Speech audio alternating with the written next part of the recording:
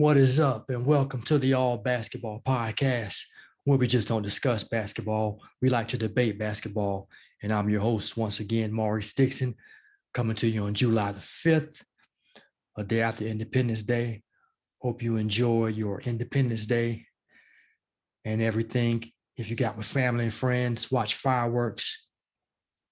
Hope you enjoy yourself. But with the odd thing with that is that we're a day away from the NBA Finals starting between the Milwaukee Bucks and the Phoenix Suns. Who would have thought? Because of the 72-game season and everything got pushed back due to the coronavirus. The finals are in July this year, and it should be a good one. Should be a close one. Phoenix won both games during the regular season, but by a margin of just 2 points. And that's crazy thing. I think the only person who was missing in one of those games was Drew Holiday. I think everybody was pretty much present. But the big thing now is, when will Giannis return? I mean, will it be, the latest I heard was by game 3? First 2 games are in Phoenix. So we got to see how the Bucks manage to navigate that, and if they can get consistent play from Holiday and Middleton. But Mike, how do you see this series going about?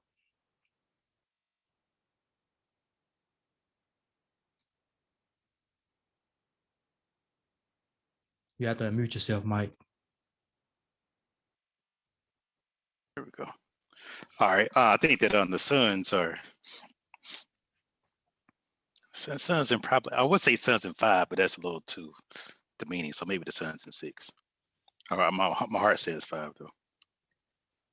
Why do you say? Give me a few reasons why you picked the Suns. Okay. All right. Well, no Giannis. Those are 2 quick L's right there in Phoenix. So it's a quick call to send that down 0-2, right? And then from there, I mean, you got a humble Chris Paul, Booker that can shoot lights out, can drop 70 if need be, can switch over to the point guard if you need be. You got not really a dominant big man, but an efficient big man in DeAndre Ayton. If he can catch the ball, he can score at a decent clip. I know him and Lopez will be a nice little battle. Lopez can kind of expand the 3, but I did like in the previous series that Lopez went down low too, went back to his roots, and he was able to get those paint points. And Milwaukee, sometimes it seems like they just,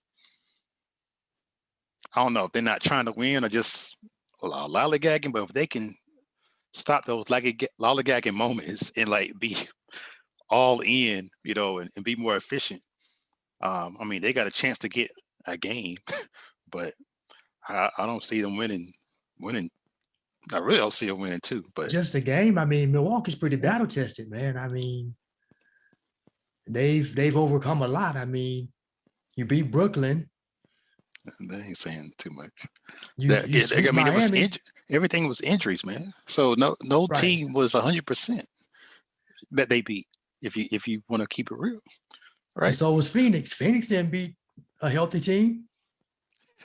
So that's what's wrong with these entire playoffs, man. It's been, I mean, you kind of, now I don't want to bring him up too early, but it seems like what LeBron James said was kind of clear. Like, man, these it's happening too fast, and players didn't have time to be healthy. You know what I'm saying? Like, who wants to see Phoenix without their star, or Milwaukee without their star? Like, I mean, but those injuries weren't because of the time the season started or the length of the season. They were just freak injuries. Giannis' everybody can't have freak injuries, man. Give me somebody besides Harden. Right. No, give me somebody besides Kyrie. Stars on another star on the team. These are all stars now that you right, mentioned. But their injuries. Giannis's knee. All-star. Right. All-star. Trae Young's ankle. All-star. Right. That's it. Kyrie's ankle. Kyrie said Kyrie and Irving. Well, it's the same person, but No, you said Harding. My bad. Harding. Yeah. Yeah. So, Trey.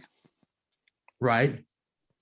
But I mean, give me somebody else who had an injury that you would attribute to wear and tear. Because Kyrie just landed on Giannis's foot. Giannis just came down wrong.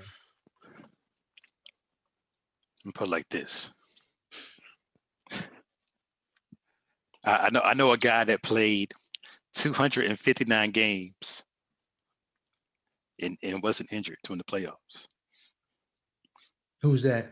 LeBron. Yeah, but So LeBron. These guys can't even make it through a freaking season.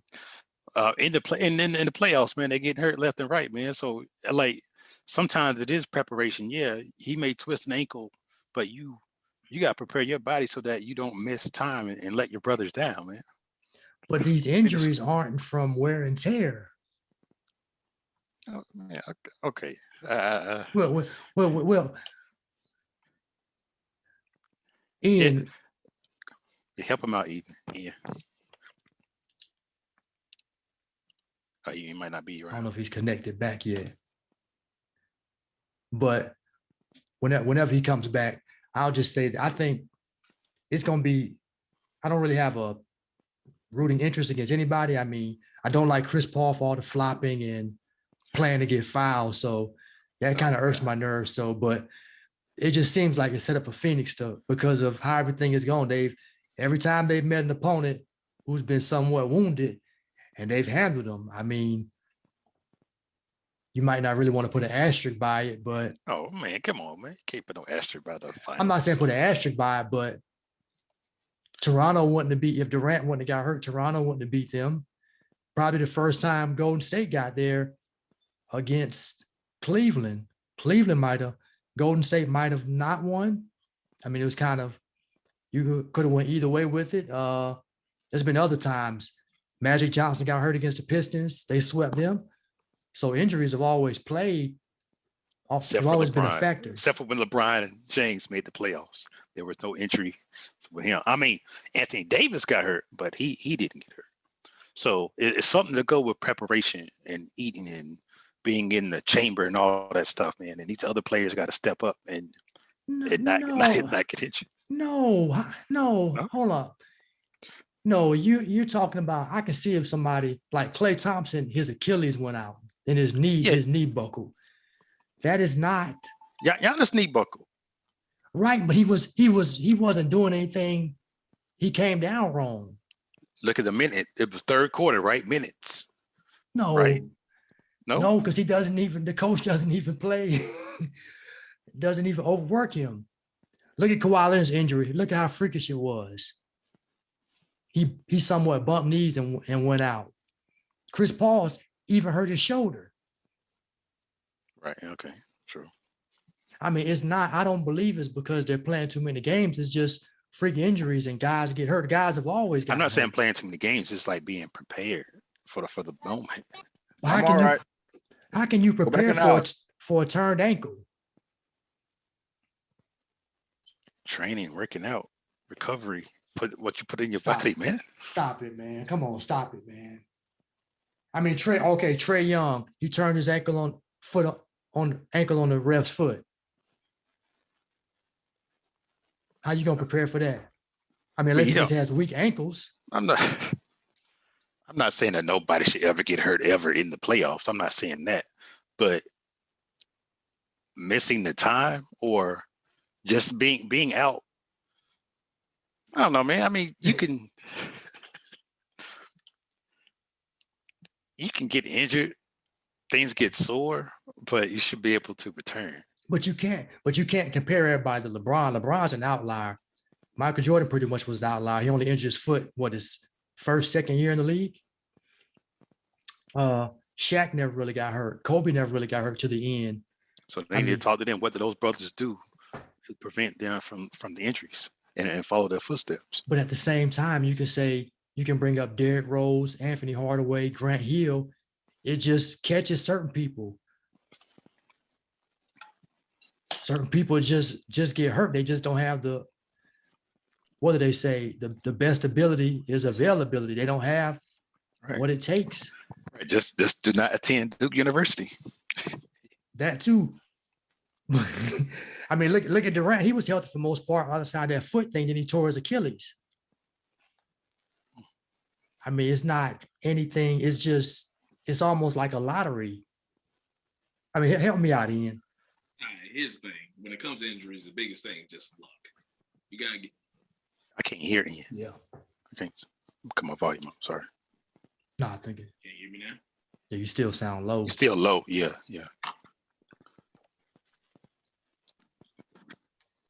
Say it again. Mic check in. No, you're doing something. Go ahead, Rob. Oh.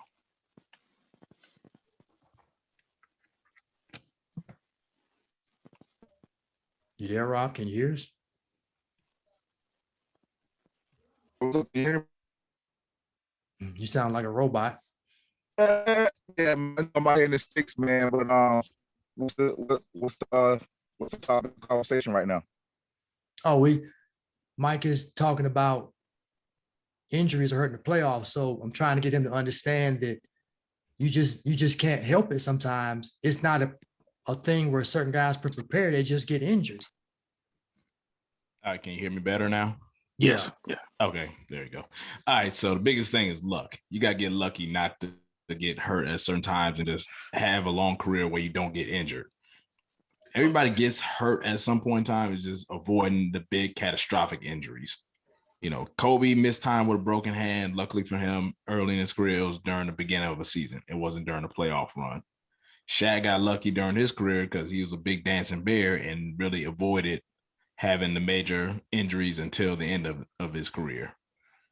Unfortunately, you have guys like you said, like Penny Hardaway or Grant Hill that have the major injuries that pretty much derail their careers altogether. So it's really just a luck thing. You can't, you can prepare for a turn ankle all you want, but if you can't put your weight on that bad boy, you're useless. That's pretty much what happened with Trae Young. Everybody kept saying, "Oh, is just a little turn. He should be all right." You saw in game 6 where he was ineffective because he couldn't put the weight that he's normally used to putting on his foot to be shifty. James Harden with the bad hamstring.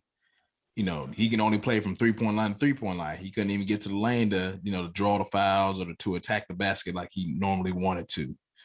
So it's just one of those things that you gotta get lucky with. You can't prepare for it. You can't recover faster from it. You can have all the CMOS gel, all the hyperbaric chambers, all the cryotherapy. When you hurt, you hurt. As simple as that. And so who do you like in the obviously Ian, you like the Bucks, but of course. How many Bucks games? 6? Bucks and 6. When's Giannis coming back? I think he comes back game 3. I think we still won these first 2 games in Phoenix.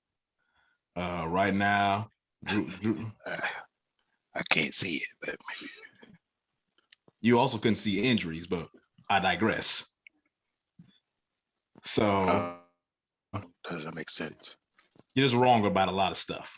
How about that? You didn't see us getting to the finals. You probably picked Atlanta. I sure did. See, there you go. So with all that being said, Drew Holiday is playing aggressive. He's become that aggressive point guard that we needed him to be. Unlike Drew Bledsoe, Eric Bledsoe. Middleton has found a rhythm in game 5 and 6. Where he can explode and have those big quarters for us. And Brook Lopez turned back into Brooklyn Lopez for us. So I'm liking our chances. We match up. Both teams are evenly matched up, and it's really just about winning your individual matchup. Can Drew Holiday beat Chris Paul? Can the Bucks slow down? Devin Booker. Can Middleton do his thing? Does Lopez play better than DeAndre Ayton? And I'll probably say our X factor would be Bobby Portis. What does he give us? Because in our wins against Atlanta, he gave us everything he could. Gave us scoring, rebounding, being a pest on defense, and and we got PJ Tucker too. Tucker, You know, yeah. to be another body to throw at Devin Booker or at Chris Paul. So I'm feeling confident. What do you have to say about Middleton's inconsistency? I feel like he has one of those games coming up pretty soon, probably the next game. He can give us another 6 for 18 game, but when you in the situation where Giannis isn't playing, he can't afford to have those games. Be a quick hit. You know, it's one thing when you do that and you still see Giannis get 30. Giannis ain't there to get you 30, so he's got to be that guy. He's got to be attacking consistently. If the jump shot ain't falling, attack the rim until the jump shot falls. No, I don't know if he really has enough. I mean, he's athletic, but not, I don't think enough to where he can consistently drive and attack. Like, he got a nice handle, but he kind of puts you on his hip, pivot dribble, and maybe shoot that little fadeaway. But I don't see him really attacking the rim that much. He doesn't seem like just athletic enough for me. Here's the thing: attacking the rim doesn't mean you have to be above the rim to attack the rim. He can get there and draw fouls. He can attack. He can attack the rim, but below the rim, like a power layup or something. Well, yeah. Hey, 2 points is 2 points. Well, I'm trying to think of who would be his matchup. Will they put Crowder on him? They might put Crowder on Portis, or they might put Crowder on. Well, they might put. Because his name, if you got Crowder playing, they've been able to get away with, playing Crowder at the 4, and Bridges too. They've rotated between Cameron Johnson and Torrey Craig playing the 3, because they've had Aiden in the middle, and no other team has matched up to them big wise, except for Denver. But even then, they were like, okay, Denver's got 1 big, but they don't have 2 bigs. Well, LA had the size, even though Drummond and Gasol, if they wanted. Because you said Gasol. I mean, I don't know. You forgot that he played for the Lakers. Right. I mean, maybe just didn't use him right. I don't know. He's washed. Yeah, they had the other big man too that didn't play. They tried to play him in the last game. It was like too late. He wasn't worked in. Harold? Yeah, exactly. Him. Like, he was on the bench. He was deep on the bench. Yeah, they benched Harold the entire playoffs pretty much. Over Drummond, and Drummond looked small. Yeah. So so with the Lakers, with the Bucks having 2 legit bigs, that's even before you get back to Giannis. It's some even matchups. I like it. I think they'll have Bridges. I'll see Bridges will be on him. Yeah. Because Booker will be on. I'm tripping. Who's at the 2? Tucker. They switched up between either playing Connaughton? Tucker or playing Connaughton at the 2. Yeah, Connaughton. Yeah. I don't know. Booker might have another just period where he can rest on defense. I don't see, because you got Holiday on Paul. I'm sorry, Paul on Holiday. No, I don't think they want to do that, because Drew will take Paul into the paint. No, I'm talking about when going the other way. Talking about on defense, or when On defense, who's on defense? Milwaukee. Oh, when Milwaukee's on defense? Yeah. No, I'm sorry. Phoenix. When Phoenix is on defense, you put Bridges on Middleton. You're gonna put Crowder on Portis, Ayton, Lopez, Holiday, Paul. Then I'm not sure who they'll insert in the starting line. Will it be Tucker? I guess it depends. If they're gonna start Tucker or they're gonna start Connaughton, right? Connaughton, yeah. Let's just say they start Connaughton. If Booker lays off and tries to help out, that's where Connaughton's got to be a knockdown shooter. Well, I think the deciding factor will be the role players. I mean, you got Cameron Payne. If he can give you some decent minutes to where he has more assists and turnovers, and then Justin Jackson was actually injured. No, it's Cameron Johnson. Cameron Johnson. I'm bad. Cameron Johnson. Justin Jackson's actually Milwaukee, with the right? Bucks. Yeah, he's actually on the Bucks squad, but he don't play. Get no run. I'm sorry. Yeah, I remember him, but just not on the court. But yeah, if they can use Cameron Johnson, I mean, he can knock down a couple of threes, man. It's looking like a 25-point lead. Oh Lord, Rob, what you got on the series? I'm trying to pull out some of the statistics and some of the data right now, but it's like I think it's a very even matchup. I like the Suns, the way their team is constructed. They have the big man in the middle, AJ Ayton, or Guyton, or something like that, and DeAndre Ayton. Eight, yeah. Ayton, right? Ayton, and then also they have the young sharpshooter, I believe Booker. Oh yeah, Booker, nice. And then Chris Paul, he's just like a general out there, just like leading the troops. You know, he's going to make the right play. He's going to see the play before it happens. He's going to lead you with nice, pretty passes and set you up perfectly. And he's not a greedy player, so he's going to be more of a distributor at first. And then I think if he sees he needs to show a little more aggression, I think he'll definitely turn it on. And let's not forget, like, Paul has been, you know, he's been yearning and waiting for this opportunity in this moment. And a lot of players and media and, you know, regular everyday fans probably didn't even expect the Suns to come out of the West, especially when the Lakers were so favored and the Clippers were so favored, and you know, even the Nuggets and even the Dallas Mavericks. So the West was, to me, it was a big surprise the Suns made it out, but it comes down to leadership and being a leader of men and having that it factor. And Chris Paul had it. He just never really always had a supporting cast like those LA Lakers teams. The LA Lob City Clipper teams. I think he really needed that sharpshooter on his side because he had the bigs down low with Jordan and Blake Griffin, but he just never had like the accompanying shooter that he has now with Booker. So that's a nice 1-2 punch in the backcourt. You got leadership, shooting, ball handling, and I think Chris Paul, just his basketball IQ, he's like one of them Jason Kidd, Rajon Rondo type brothers. Like, he knows the game. Like, he's not gonna punk him. He's gonna stand. He's gonna stand up to the big guys because he's been short his whole life. So he's gonna stand up to you and he's gonna play hard. So I personally favor the Suns in this matchup. Then with the Bucks, it's like the size, the length, the teamwork aspect. Giannis he's a beast in his own right, and I don't know all their supporting cast members, but I know they have, I believe, Bledsoe, and I know they made it this right. So they made it this far. So obviously, it's not all Giannis, like he's Iverson, but they have more of a team aspect, I believe, than they have more of a team aspect. I think the Suns have more of a star power aspect with just the backcourt and the front court, Ayton. But with the Bucks, I think it's going to be how they going to adjust to the offensive pace that the Suns set. Because I think the Suns will be more aggressive offensively, and I think they'll run the score up. Whereas the Bucks, they may have more of a grinded out style. And then late in the game, who are they going to go to? Will they trust Giannis with the rock, or will they look for somebody else to maybe Giannis draws the crowd and then he kicks it out to somebody who can drain a three like Middleton? So I think it's going to be a good matchup. I think this might be one of those classic NBA Final Series just because of it's two surprising teams that made it. It's not like who everybody wanted. It's not like super marquee, but it's just like these two teams are hungry and they earned it. So, everybody wants to see them put on a good show.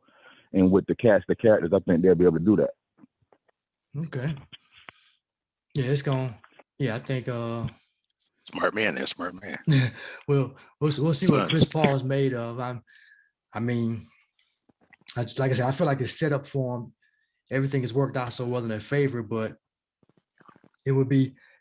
I would want Monty Williams for just all he's overcome, and I would be happy for him and Booker for getting there and winning right away. And so you would be happy for Chris Paul? I don't know, man. Oh man, that brother been in the league for 16 years, yo. Hey man, North Carolina, bro. North Carolina. Where you at, North Carolina? Come on. Where you at, North Carolina? That's Winston-Salem.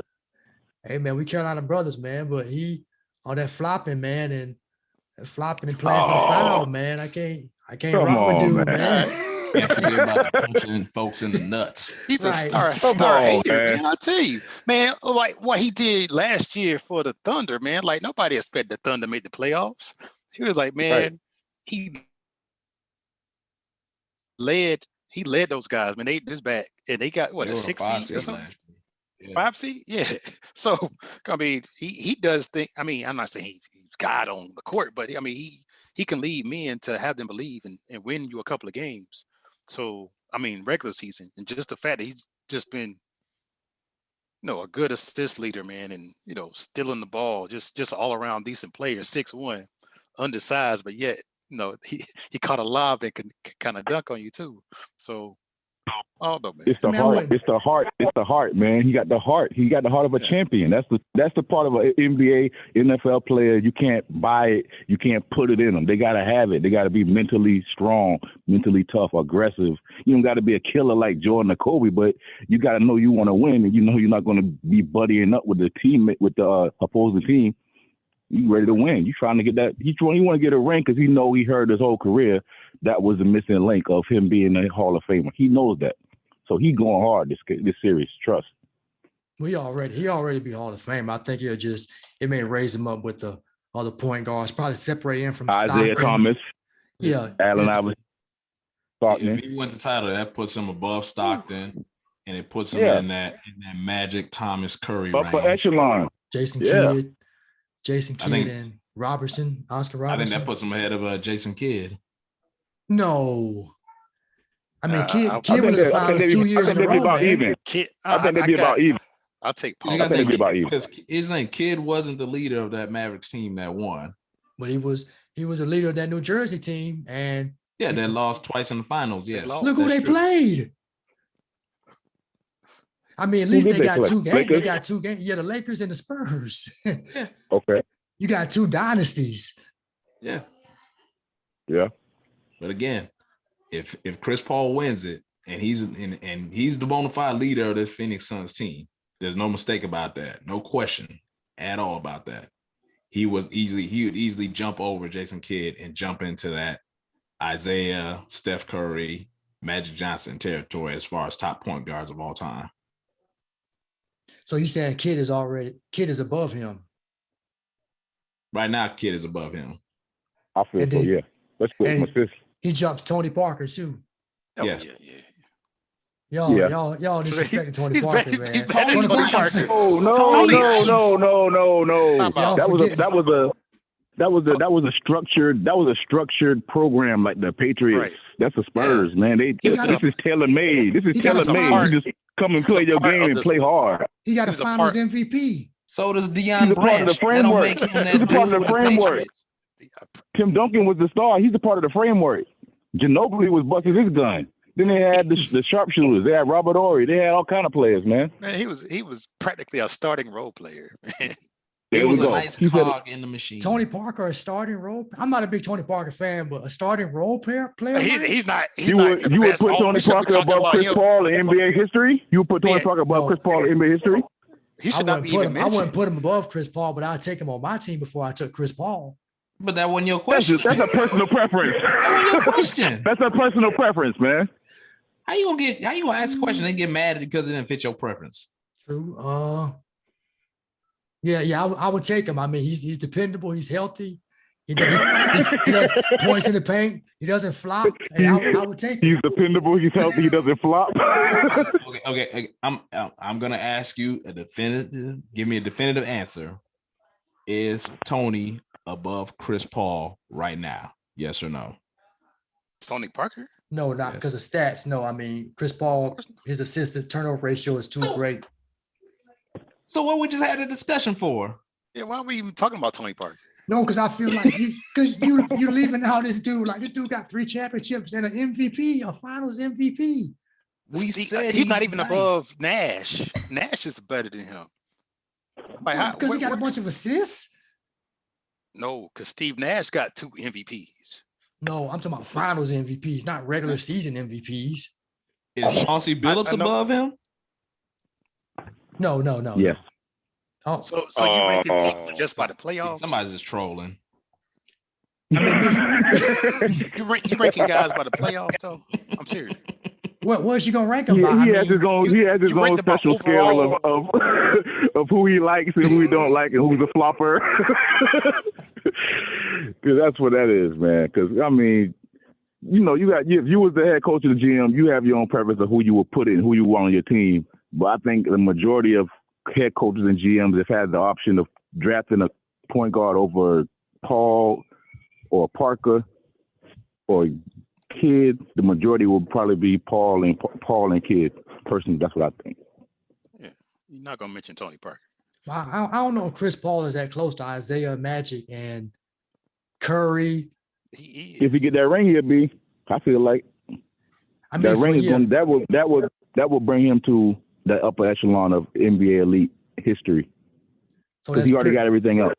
pure point guard. Because you said Curry, right?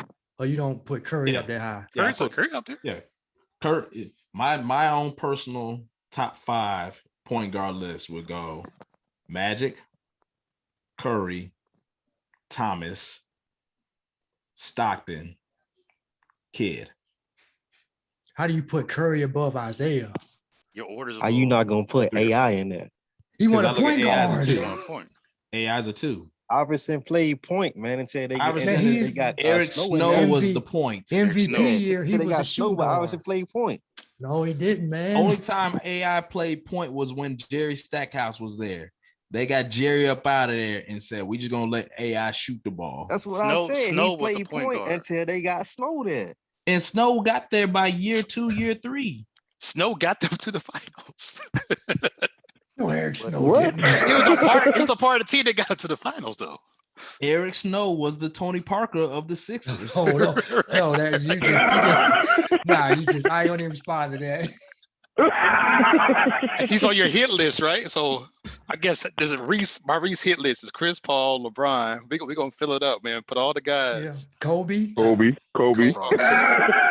Westbrook, Oh, Harden, man. they all. Oh man.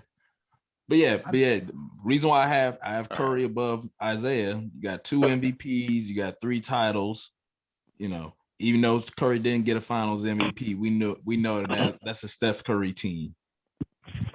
And the Golden State dynasty is Steph Curry. Okay, true. Yeah. If Isaiah doesn't pass the ball to Bird in 86 or no, in 87, and let's just say the Pistons go to 4 straight titles, you know, that would definitely put Isaiah ahead of Curry easily. But Golden State went to 5 straight finals.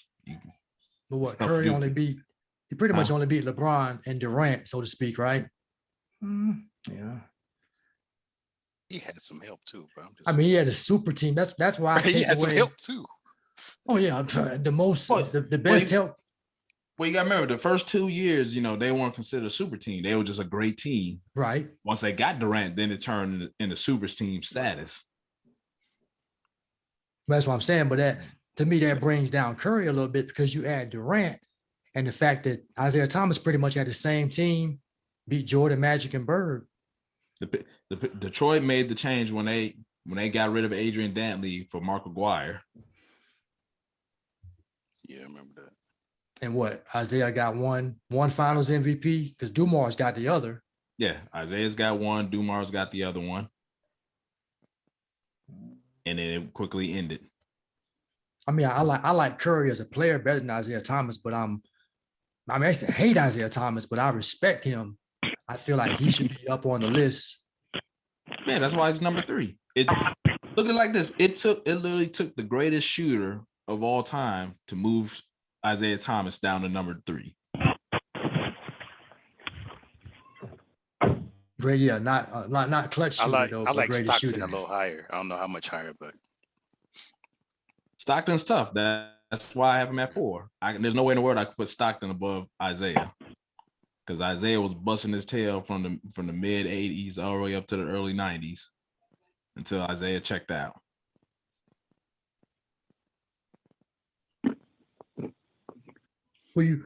Don, who you like in this finals? Who you got in the series?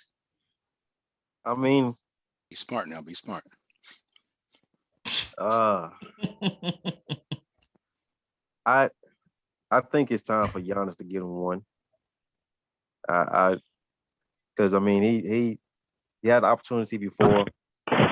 I think it's just his turn. But at the same time, I feel like Chris Paul deserves it too. You know, he got like 16 years into the league, so it's definitely time for him to go ahead and bow out with a championship, and that kind of solidify his greatness in the league as far as what he's done, what he's accomplished. And I only say that because Giannis is still young, and he'll have more time. But I would love to go ahead and see Giannis get one. I would like for him to go ahead and seal the deal at an early age.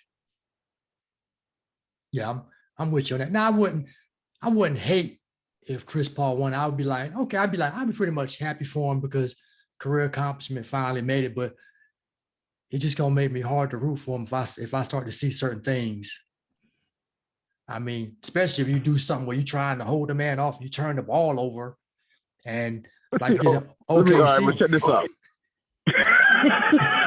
Those things that you call certain things, that's called like tools of the trade. Like every NBA player has those little shimmies and push offs and little mini cheat moves that you use to get open. Like Jordan did the push off on Westbrook, on Russell, Brian Russell. Yeah, Brian Russell. Yeah. That's just like little intricacies of the game. It's like the game inside the game where you know how to get inside somebody's head, or you know how to use your body to get that pull the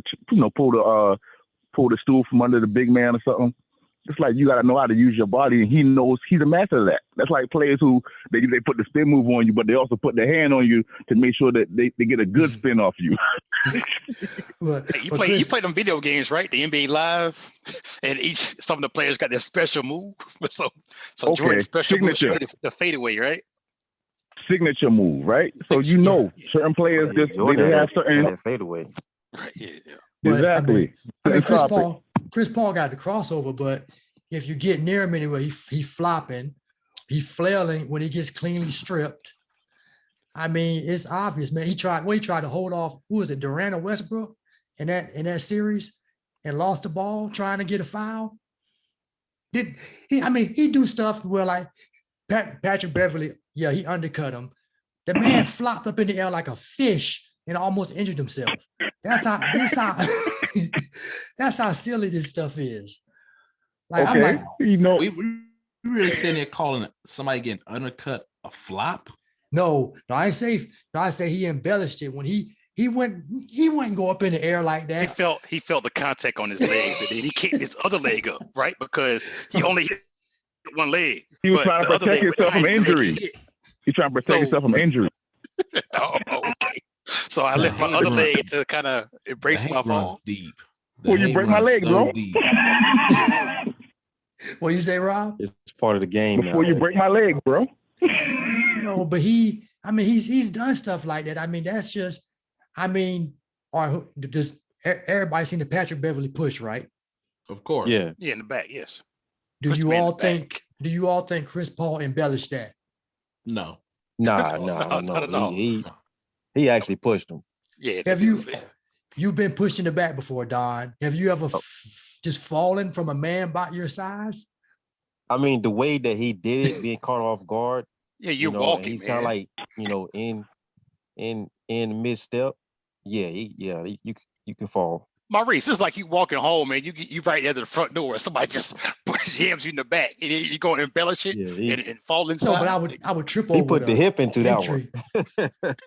I've been pushed like that by my wife in my back, and had to be like, wait a minute.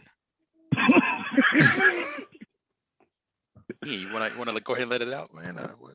No, I'm just saying that. No, when you not ready, whoa, hey, wait a minute now. Did you fall like Chris Paul? Or yeah, I know he was caught. I didn't fall. I didn't tumble like tumbleweed, but it was like hey, hold on now. I'm just mad nobody on Phoenix's squad didn't want to put up their dukes. Somebody was supposed to square up with Pat Bear, whether it be Frank Kaminsky or somebody man number 15, 16 on that bench. They're supposed to just steal on him.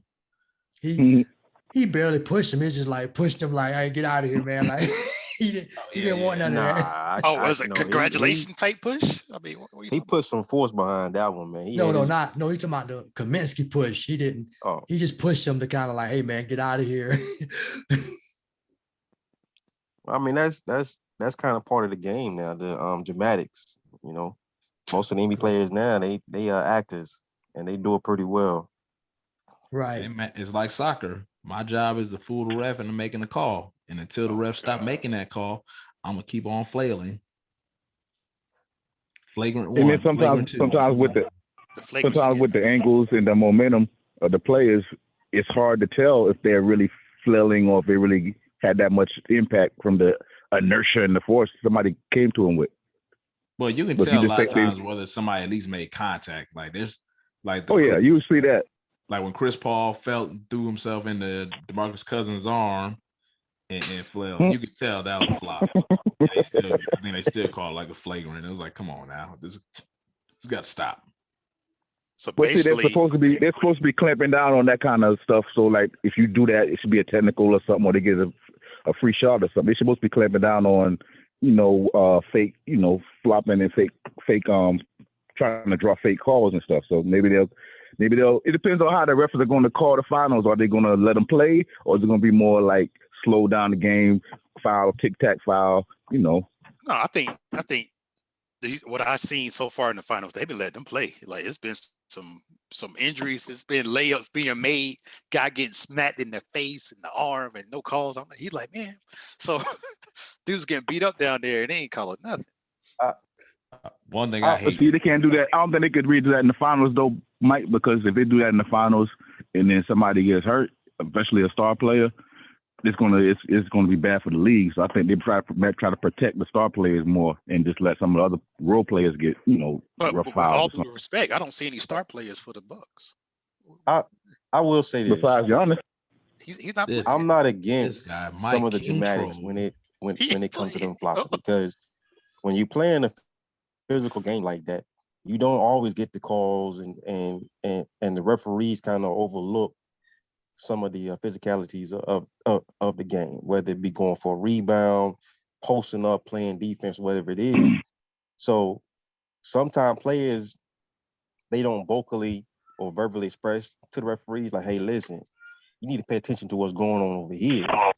You know what I'm saying? So therefore, they may be overly dramatic when it's a opportunity where it's okay, they are getting a little bit more physical in front of the eyes of the referee, and they kind of display it a lot more outwardly. So I'm not too much against some of that dramatic play, but yeah, at the same time, some of it got to be kind of cut down a little bit, because you got some players that kind of play off of it, like LeBron or whatever.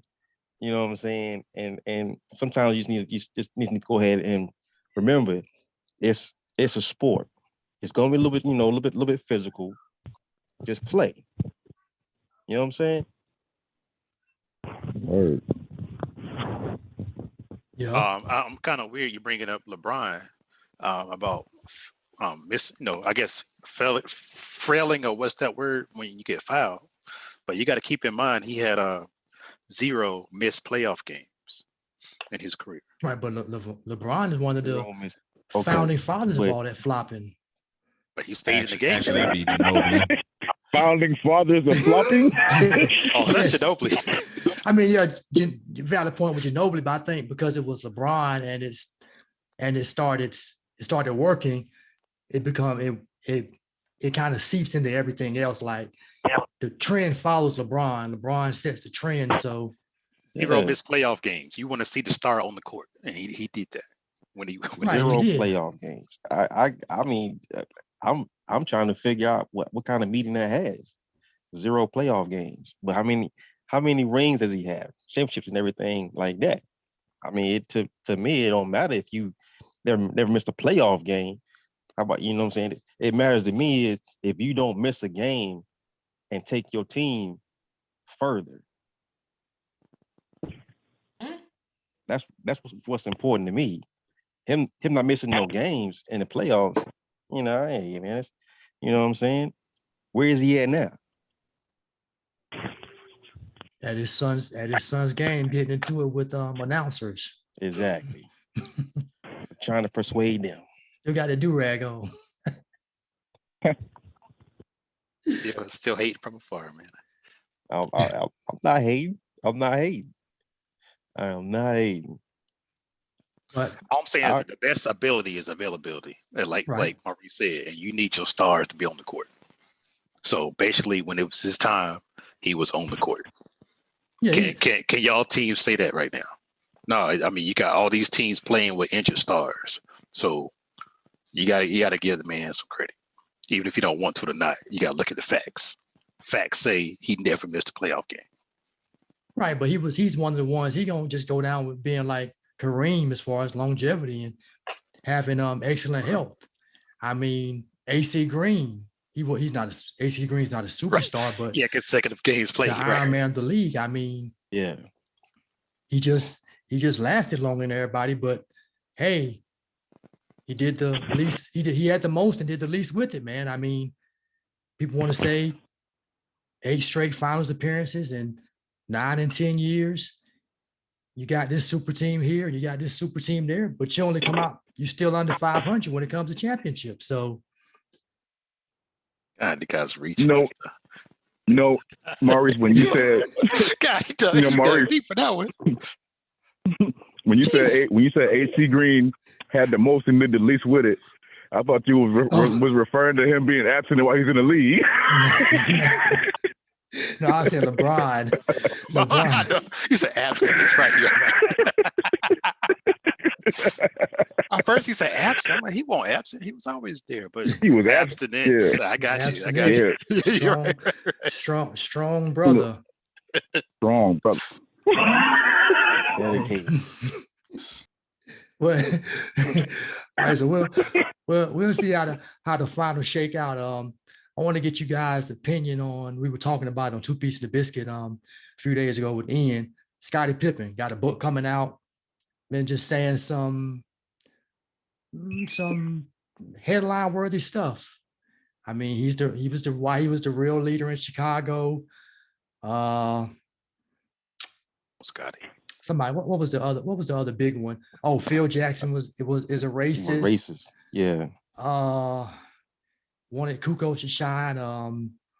Then he said something about the situation with when Michael supposedly told Kerr that he's passing him the ball. He was like, nah, Michael wasn't telling him that. Michael was just doing it for the camera.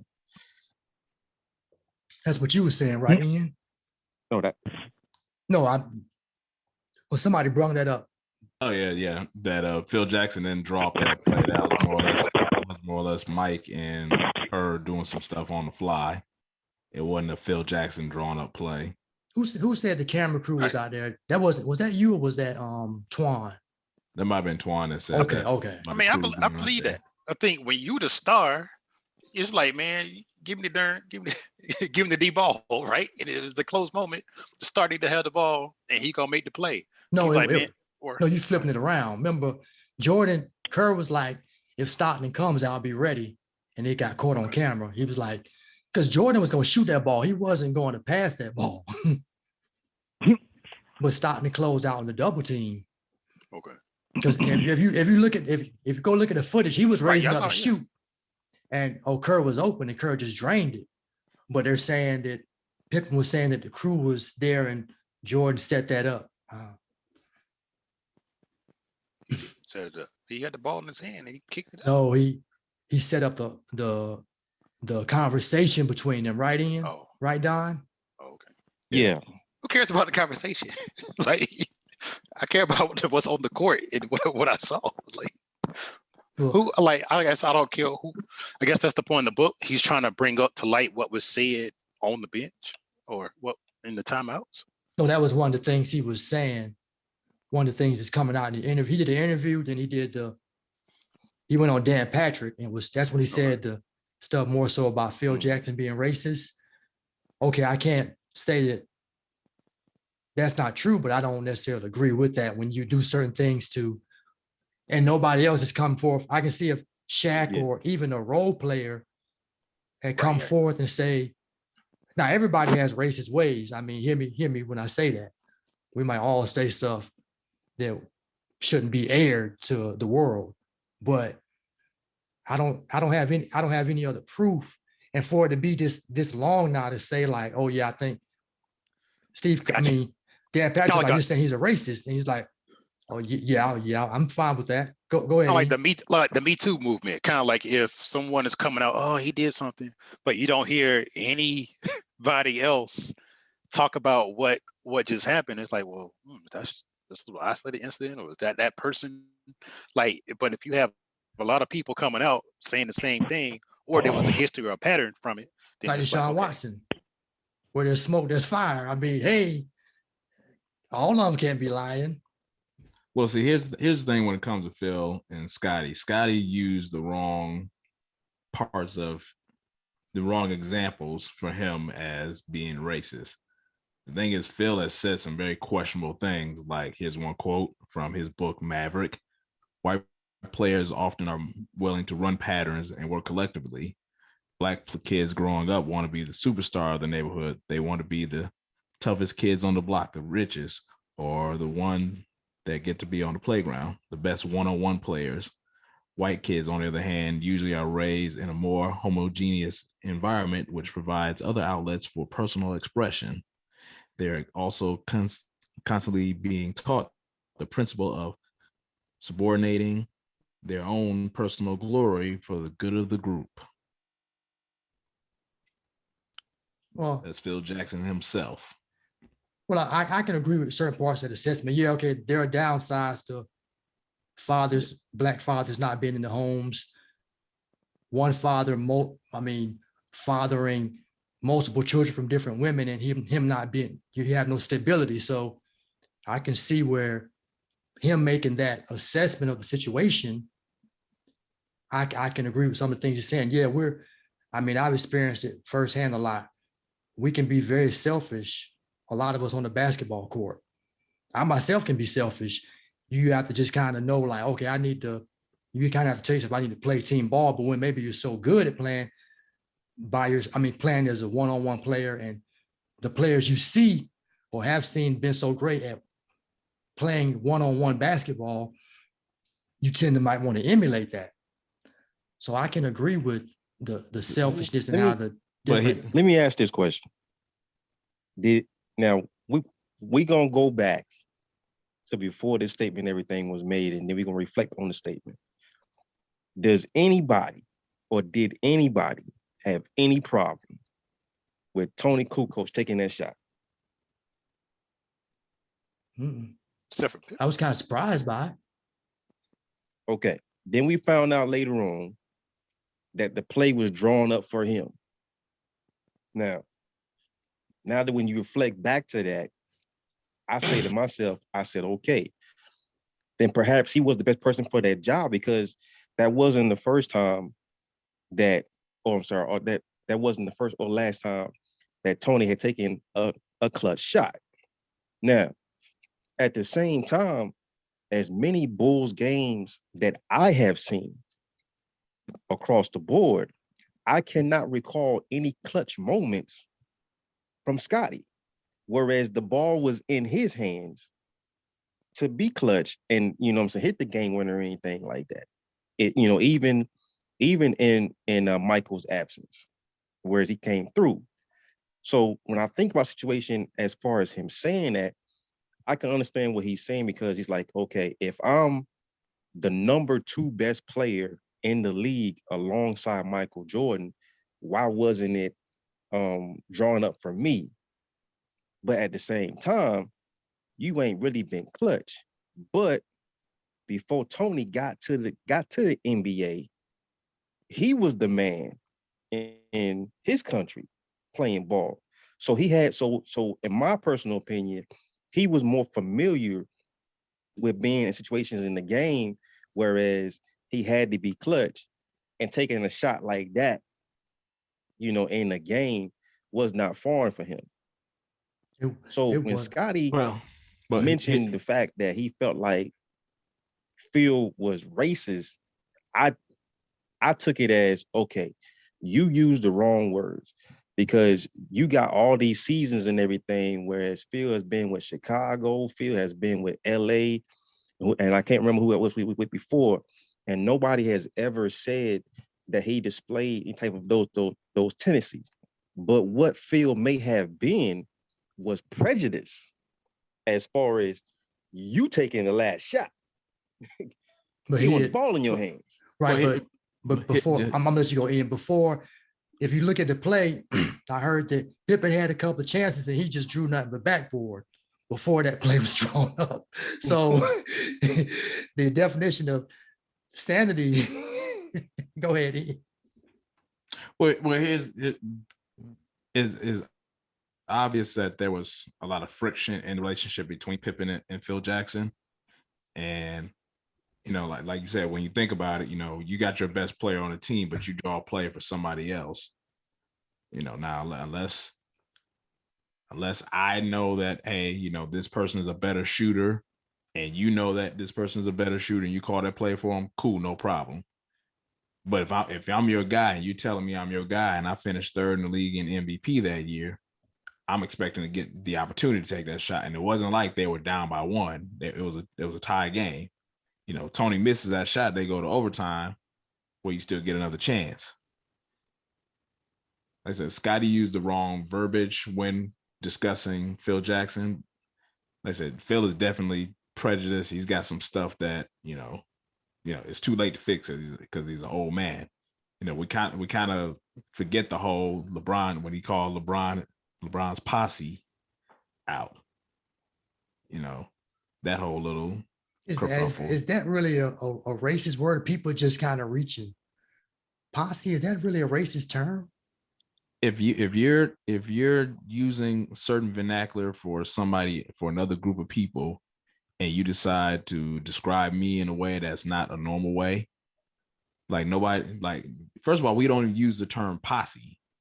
So why would you pull that out of your vernacular to describe me and a group of my friends? Yeah, it's somewhat of a negative connotation. I can see if he said crew, but his crew, or his boys. You wouldn't call his own set. Nah, you definitely don't say boys. No, you like say you wouldn't call it a group of businessmen that I know and I've grown up with, and we've gotten to a certain status where we're not looked at as the hanger-ons or just the people that are just around him, and all of a sudden you decide to try to keep me at that level. That's not cool. That's a level, that's some sort of prejudice that you have built inside of you, and you refuse to get out of you. So when I see a quote that says, hey, the white kids play like this and the black kids play like that, and the reason why is because the black kids don't have their mother or their fathers in the home, and the white kids have great environments and they want to do everything for the team and for the good of the group. It's like, where's that coming from? Where that's a prejudice built in within you. You've taken a generalization and put it on an entire group of people. Hence where the problem comes into play. But I don't know if I agree with his reasoning. He may have thought about it differently, but I do agree with some of his assessments of why things are the way they are. He can speak on it just like I don't think a person has to be black to be able to look at something and be like, okay, this is that way because of this. Yeah, but it's the generalization of those statements. That's where we run into problems when you generalize stuff. The same way they say, hey, don't call me a racist. I'm not like that. I'm not like that group of people. But then you turn around and judge another group of people the same way.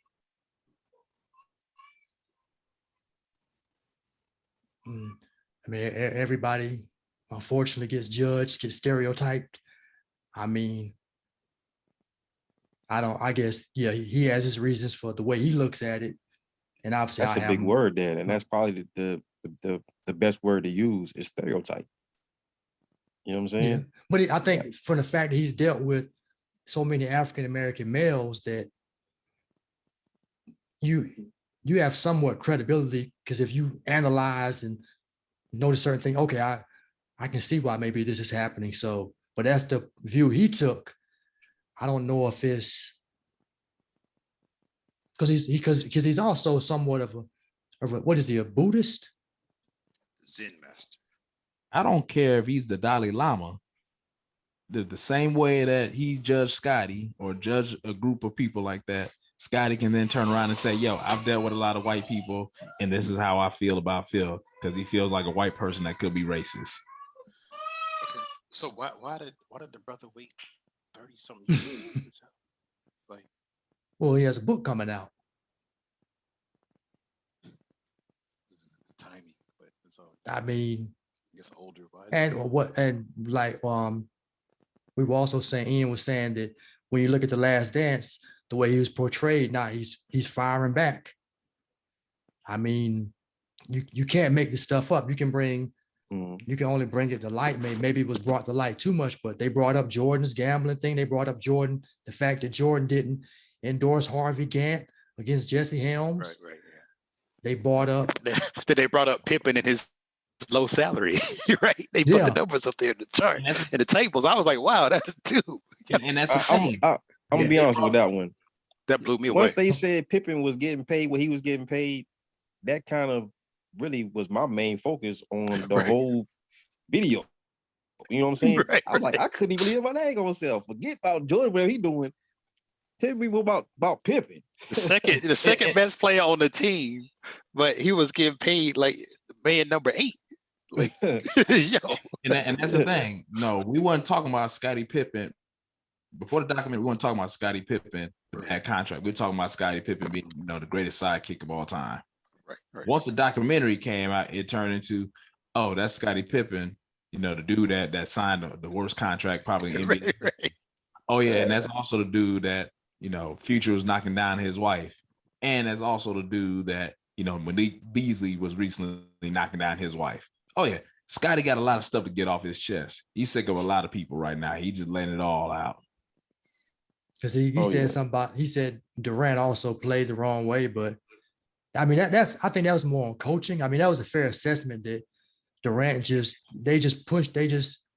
had no rest because he was like, Durant didn't have any injury to go to the hole, or they just put him out top when he should have maybe put him on the block because he just exerted so much energy to carry them that, Durant fired back. Yeah. But that Durant firing back is what you expect from him. But I do agree with Pippen's assessment because Durant, basically that looked like a Houston Rockets team that just said, give the ball to the star and everybody get the hell out the way. Hell or come high water, just make it happen. No creativity, no way to get Durant the ball in the post or anything easier than him having to do something off the dribble. And eventually his legs were gone. Mm-hmm. I don't know. It's this book should be interesting, to say the least. I need to get some of those Jordan books too. Where was his agent? Like when they signed that contract? Like That's it's just what a I lot was of gonna questions. ask. That was the thing. You talking about Pippen?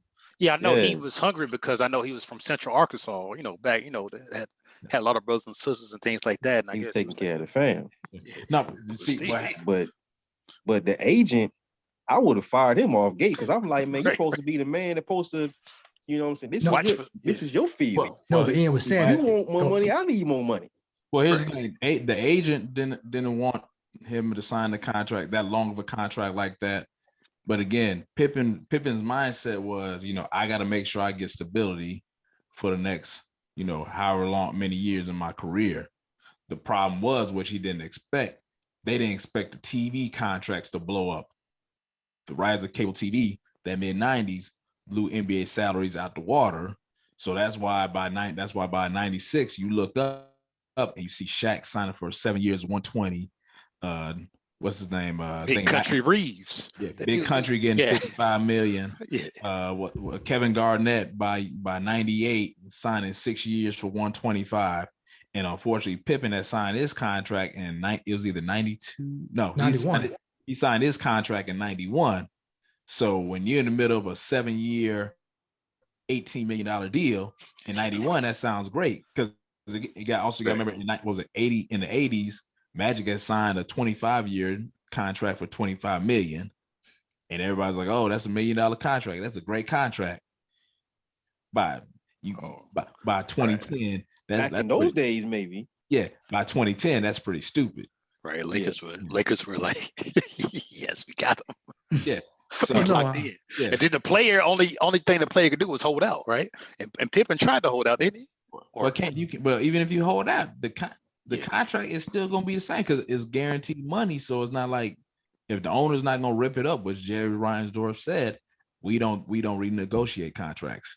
So once you sign this contract, that's it. And by 96, when Jordan came back from that first retirement it was signing 1-year contracts for $30 million a year. Right. Yeah. It's like, you mean to tell me he's making $30 million a year and I'm making $2.2 million a year? Yeah. Something's wrong with this math here. And that's why I feel like, if you have a camaraderie and everything with your teammates and y'all boys and y'all friends and everything, with the kind of pull Michael Jordan had, he should have went to somebody and be like, listen, we need Pip. We got to have him healthy and happy. And because of the situation and everything, he's not happy. So what can we do, to kind of rectify the situation? Jordan got pulled. He should not, if it had been me, and I'm just using myself as an example, if that was like me and Maurice, I'm Jordan, he Pippen, and I know that I can't do it without him. I'm gonna go to the main office and be like, listen, we got to do something because I need my boy. My boy ain't happy right now. What can we do? You know what I mean? And let's Right. That sounds like the right thing to do. Unfortunately, Jordan said, hey man, Scottie wanted to take a break because he just didn't want to play. And that's why that whole documentary was about Pippen saying, "Oh, I just felt like chilling. My back was fine, but this was me taking a mini vacation because I was mad about my contract." And Jordan being like, "Oh, damn, how dare you leave me here by myself to hold this team by myself? But you didn't advocate for me when it came time for me to sign that new deal or to try to get a new deal. You stayed out of it." So Jordan could have said, "Yo, I might not play tonight, man, because my boy here, his contract is due." You're like, yeah, yo. But nobody really did that back then, right? It wasn't. Yeah, but sometimes they was I kind of guess selfish hindsight back looking then, in, you can take that leap of faith. Because your money came from your endorsements. It wasn't, the NBA wasn't, it just wasn't like that. I mean, I'm sure I feel like Jordan did have the power, but he was like, okay, I signed this contract, you sign yours, everybody's here. I'm just trying to win more championships. Again, once you sign a 1-year, $36 million contract and you do that 3 years in a row, all that, hey, we just getting money off endorsement stuff goes out the window. And whatever happened to Nike? Pippen had some shoes that was tight. That money. Yeah, that's cool. Money. Shoe money is great, but again, if I'm doing the same job and probably a better job than 6 other people on my team, and they making more money than me, I don't care how much outside money I get. Why ain't you paying me? Why am I not getting paid the same amount, if not more, in this organization? It should have been restructured. And that's because they signed a bad contract, and the owners were like, nope. Because they weren't gonna trade them. Well, they were on the verge. They said it was Tracy McGrady and somebody.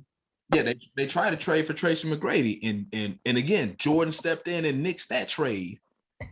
But you didn't want to step in and help your boy out with the contract. Oh, we already know what happened if it was Jordan and T-Mac. T-Mac might have took some of Jordan's shine. No, they wouldn't have. They wouldn't have won, probably. But you gotta remember, T-Mac was the rookie. Would have been young, the rookie. Yeah. They'd have treated him bad, and T-Mac could have been the next Kwame. Well, the Kwame Brown before Kwame. Right. You could have messed that man's career. No, you're talking about a rebuilding project too early because they wanted to go ahead and rebuild. As crazy as that sounds, I mean, Jerry Krause was so intent on we need to rebuild, and the good thing that came out of his his ways was that he kind of set Jordan up to end up being 6-0, 6 finals MVPs. He kind of set him up to be perfect because you figure if he keeps going to the finals, the chances of you losing one is greater, or even going to a game 7 in the finals. So he kind of helped Jordan's legacy a little bit, I think, in that with the way he was, it kind of. I think that they were so sick of each other. There was no way in the world they would have tried to go. They could have went for a 4-peat, even with a lockout year the following year. Yeah, because Phil Jackson wasn't coming back, so Jordan won. And that's also because they had already negotiated Tim Floyd to come in before then. But yeah, because man, a shortened season would have definitely benefited them, being an older team. I mean, you get past, who was the 1 seed that year? That was Miami, right? No, the ones. Yeah, because the Knicks beat them. The Heat were the 1 seed that year. Knicks win. The Knicks then turned around and swept the Hawks in the second round, and then beat the Pacers in 6 in the Eastern Conference Finals. On the And it's LJ 98. shot. Yeah, not with a 99. 99, and then lost to the Spurs with Duncan and Robinson, a young Duncan. That might have been the Bulls' L right there. Mm.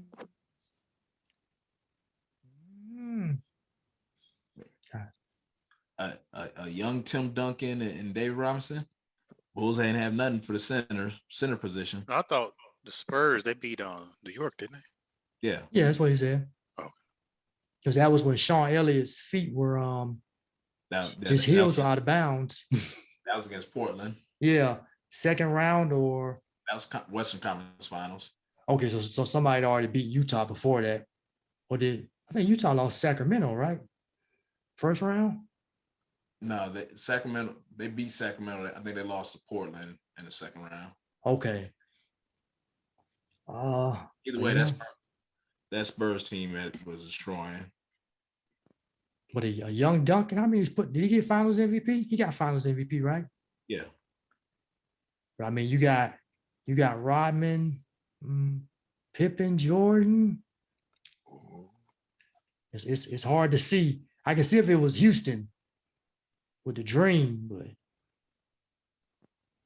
because Jordan even said himself, we can't figure them out.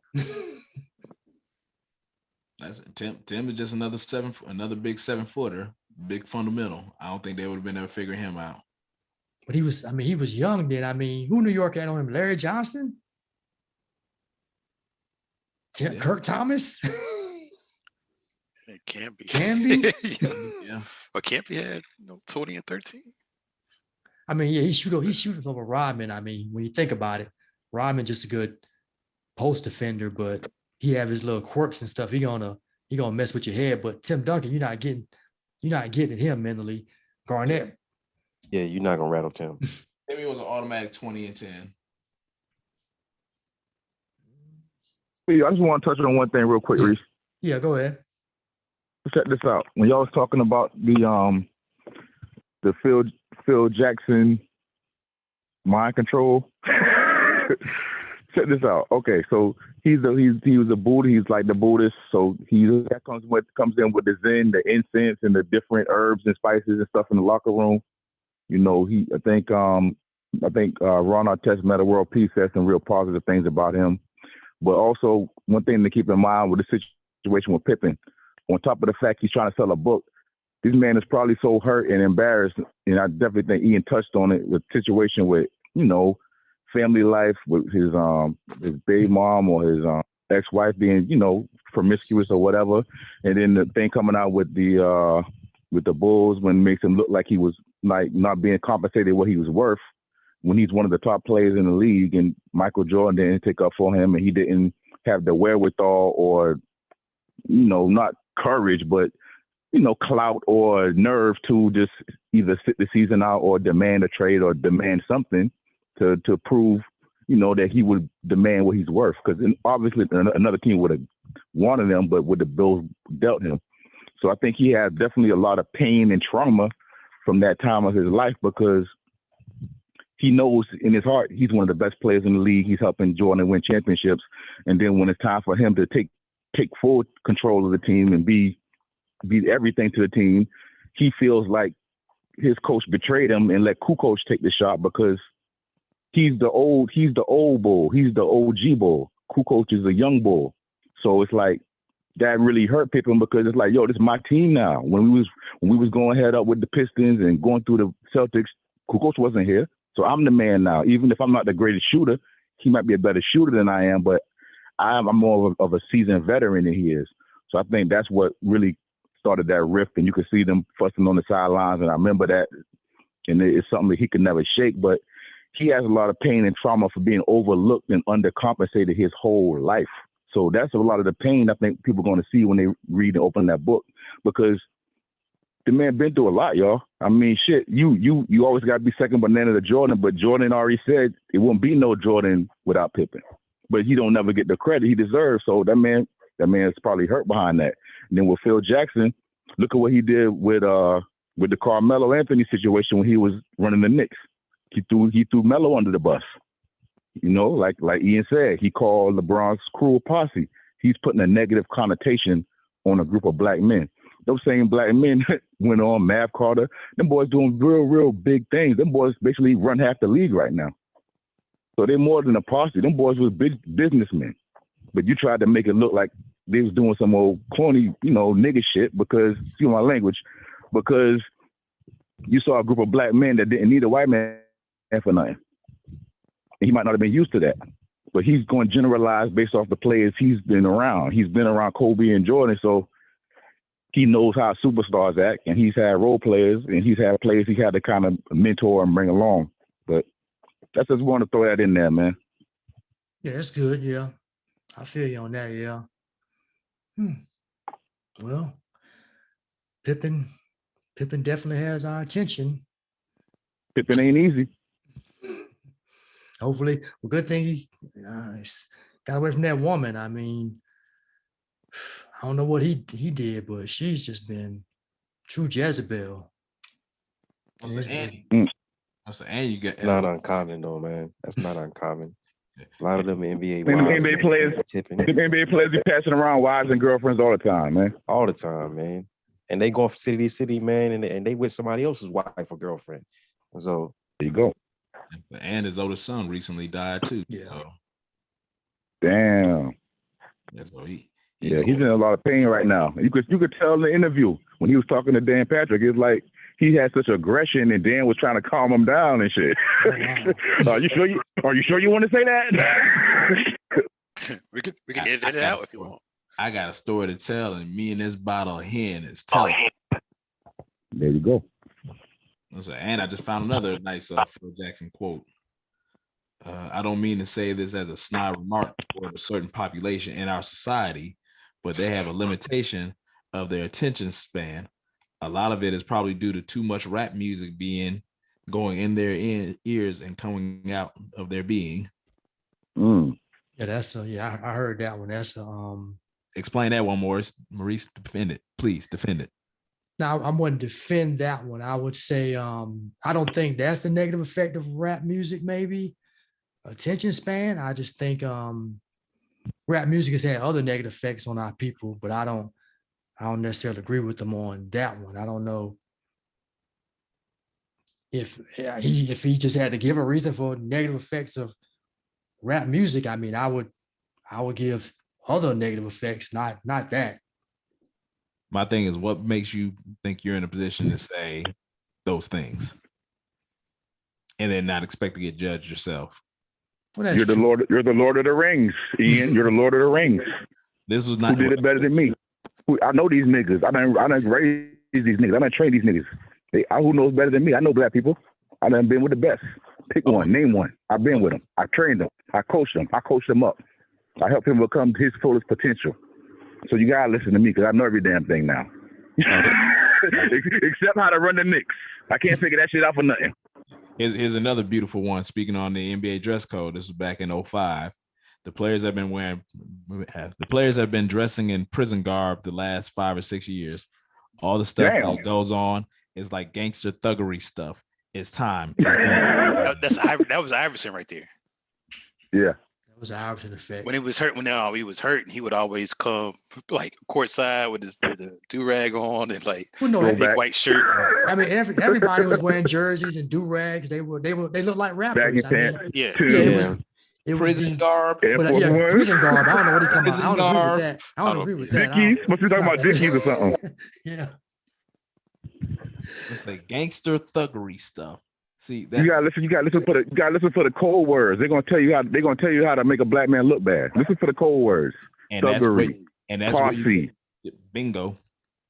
But those are people, our own people say that. So how can we might say something about other races? You can't. So you're saying you can't have an opinion about another race? You can say that, but you can't generalize because everybody's not the same robot. Okay. That's like every time I see a bed sheet, I think of the KKK.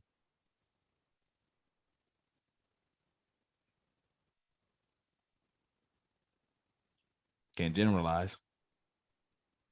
Nope. I think he made some fair assessments. I mean, Steven Jackson, some of those cats were out of control. At least Steven Jackson. Some of those cats were out of control. Boy, that man, Maurice be shooting some folks some bail. Man, let me stay on your good side. All right, I does not want to be on that hit list, but man, Get me out of trouble, please. I mean, I try to see it from both sides, man. I'm not defending. I don't agree with the prison guard, but hey, man, you can't all lives matter this, man. Come on now. But I mean, I guess because I agree with some of those opinions. It's okay to agree with them, but at the same time, you still can't generalize, especially as a black man. We went to A&T, so we done seen numerous types of black men just going to A&T. So that's like a snapshot of the nationwide population of black men. So we know there are varying degrees of thuggery or ignorance, varying different degrees of intellectuality and, other talents and gifts and crafts. So we know that every black man is not one stereotype. However, there are pockets and lumps of black men who fall in the same stereotype because of their behavior or their thought patterns and thought processes. So I think it's a balance. Every nigga ain't the same, but there are certain niggas who follow a certain, let's say, subculture, and they're in that wave. Like we see the young cats with the dreads and the skinny jeans and the pills and the lean. That's a wave. That's their subculture. They're into that. That's their S. So we older heads. We a little older. We grew up on 90s hip hop. We might have wore baggy jeans and Timbs back in the day. We might wear suits now. We might dress up, be more grown and sexy now. They might look at that as y'all niggas old. Y'all in your 40s. What y'all doing? You old. So it's different. We old heads now. So it's like we a different subculture than the young bucks with the dreads and the lean and the pocket full of pills and the skinny jeans. We're not on that wave because we older and more mature. So they have to evolve just like we had to evolve from where we were mentally and style wise as early 20s to being grown men and having to go, handle business sometimes. Well, you made a good point. Know what side of the hill they going on. Are they going up the hill or going down the hill? There's a lot of stuff that they're portraying, man. You like, okay, all right, you guys need a little pump your brakes a little bit and kind of fall back, and you need to sit down and listen somewhere. Yeah. Hey, the same conversation was said about us when we were in our 20s. So that's why you can't generalize. Well, the point that I just got from that, what Rob said was, even think about like freshman year, like you had all kind of guys out there, like on your team, like in the dorms, right? Yeah. Only a few of them made it, made it all the way to graduate. Some of them dudes like, man, where they at now? Like, did he, are they all right? Are they still alive? Or like, because we saw the things that we're doing. We signed girls in, doing all this other stuff. People having something, we just saw life.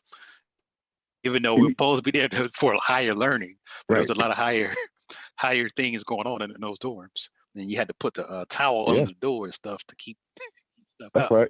But yeah, it was just a lot, and you kind of wonder. I mean, I guess you do wonder if everybody's all right. At the age you are now, like life is done short. People, man, it's just weird. And even going back to like even high school and what's that thing called, the reunions, right? High school reunions, and everybody kicking. Oh, good to see you. Then you got this little thing on the wall. Now that thing got like 20 or 30 people on it, that have like ain't even made it to 40. So it's deep. Yeah. Well, I can definitely agree. Yeah, you can't definitely don't want to make generalizations. I definitely can agree with that because I don't want to be generalized into something I know I'm not, and I'll show people, and I'm not that way. But yeah, but it's Unfortunately, people generalize when you get pulled over, right? So, I mean, you hope that doesn't happen, but I mean, if it's 1 or 2 in the morning, you're on the wrong side of town, and a cop roll up on you, I mean, yeah, they're gonna be more, you know, ready. You know what I'm saying? Like, I mean, yeah. So yeah, I mean, we gotta do better as far as being in the right spot at the right time. right, And hope you don't right, get a bad one. You know what I'm saying? right, Yeah. right. Just better decisions. Yeah. Yeah. And teach somebody younger to make a better decision. That's the main Yeah. thing. Because yeah, I mean, it's rough now, man. I mean, but Right.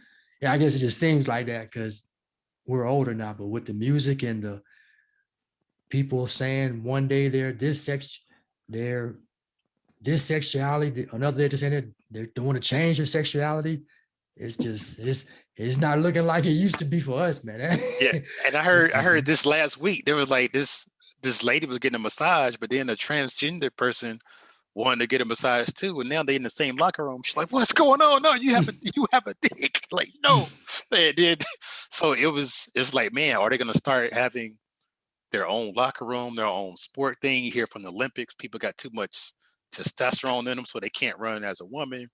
So they're gonna have a transgender We'll probably have field, co-ed sports. right? Co-ed Man, sports, bro. going That's probably too what it far, might get man. down to.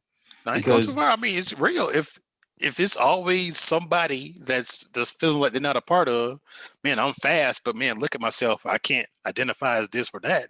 So you're gonna create another identification, or you can't have the wrong. I'll be male I'll be male this month. I'll be female this month. Like yeah, you can't. Yeah, you can't. it'll probably be co-ed sports. But think about this. Remember, at one time it was a big situation over Brittany Griner. Over Right. her going to the WNBA because they was like, she cannot be 100% female, and they were doing tests and everything on her, and found out that she did have some kind of higher percentage of I don't know what it was that they said she was, Testosterone, probably. or something like that. Whereas because she wasn't as feminine as as some of the other females, but it was an issue for her. Right. Did y'all heard her talk? Yeah, Yeah, she I've heard got her it. talk, Yeah, yeah. it's. But I mean, now it's even. But she can't be all bad because Antonio was rolling with it for one time, you know what I'm saying, for a little bit. So it can't be all bad. Davis. Antonio Davis? He was with Brittany, dog. Not, but I think she full lesbian now, right? Yeah, well, that's on him. But Come on, Are you talking about the guard for Antonio the guard for San Antonio or the power forward from the Pacers? Antonio Davis, no, the center for the for Pacers. LA. No, you mean Anthony Davis? Yeah, I'm sorry. Anthony Davis. My bad. Anthony Davis. Was with Brittany. This was a minute ago, right? Yeah, it was a couple years ago. They went out for a drink or something. Yeah, nothing serious. I think she had just come out of college, I believe. Oh, okay. So she was fresh. Well, yeah, but yeah. Fresh. Well, sounds like we've come to a good stopping point. Appreciate all you guys coming on, man. It's episode 51, so 49 more from 100. If you didn't know, appreciate y'all, man. I'm watching this thing now. Let me cut you off, but they're saying that the Charlotte Hornets just signed LiAngelo Ball. Oh, they probably try to give him a he all tatted up brother. now. Yeah, he lost a little weight. He all tatted up, but it's a draft going on right now. No, it's not a draft. Evidently they've been trying to get him into the league. He's been going to some events in North Carolina, hanging with his brother. So a couple of the events that he's been going to, the coach of the Hornets has been there. And when he was supposed to be playing in the Drew League, he hadn't been going because he had been meeting with some of the people of the Charlotte organization. And now we're saying now that they just signed him. Okay, so his brother is kind of paving the way, kind of like Giannis and his brother. Yeah, Because that's the right. other brother, yeah, I didn't think he's NBA ready, but I guess he's hanging on to Nah, his he- coattail, yeah. and he's got long arms. We won't see him in the finals, even though he'll be on the bench. I think the coach name is Borrego. I think that's his name, or something like that. James Yeah. Borrego. But we'll see because Who are these guys? they still got to get past before they can officially sign. They got to get past all they can do is trade right now. They got to get past the finals, and the free agency period will be pretty much after the draft. They might have all three of them, bro. Because speculation is that they looking at Lonzo too. Yeah, His but contract is they about to don't be need up. that. They don't need that overhyped. But they need that. They need somebody that can put the ball in the basket. Bust, yeah. Well, they got players. I mean, they just They PJ look short, Washington, but Gordon the Hayward, best scorers stay healthy. are under 6 feet. Right, 'cause you Graham got and Rozier Rozier, and but Graham. then Like you need some height. right, and Hayward can score, but he's always hurt. But yeah, I'm going We'll to see what wrap Mike it. does. Appreciate y'all guys for coming on, man. Y'all take it easy. All right, y'all have a Catch you good next one. time. For having us, man. All right, All right, take it easy, boy. take it easy. And that's all, folks, for this edition of another edition of the All Basketball Podcast. I'm your host, Maurice Dixon, once again. Thanks to Ian, Rob, Mike, and Don for coming on, talking with me to preview the NBA Finals between the Bucks and the Suns. And remember, that starts pretty much, it will start tonight, probably by the time you hear this, Tuesday night, ABC. Talk a little about Scottie Pippen as well. You can also catch the show on YouTube, and don't just view it for yourself. Share it with someone else. I would really appreciate it. Like I said, 51 episodes. Appreciate everyone for listening. Until next time, I'm your host, Maurice Dixon. Peace and be blessed in Jesus' name.